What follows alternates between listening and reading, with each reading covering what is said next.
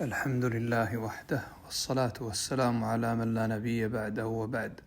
أيها الأحبة، الله اللطيف الرحيم الغني الكريم بلطفه ورحمته سبحانه وتعالى جعل لنا في هذه الليالي، في كل ليلة من هذه الليالي المباركة، عتقاء يعتقهم الله جل وعلا من النار فلا يدخلونها أبدا. والله إن هذه الفضيلة العظيمة والفرصة العظيمة أعظم من فضيلة ليلة القدر، فإن هذا عتق من النار فلا تدخلها أبدا.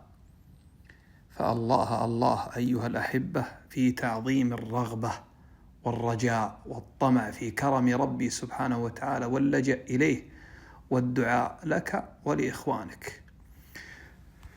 وفق الله الجميع لما يحب ويرضى، وصلى الله على نبينا محمد.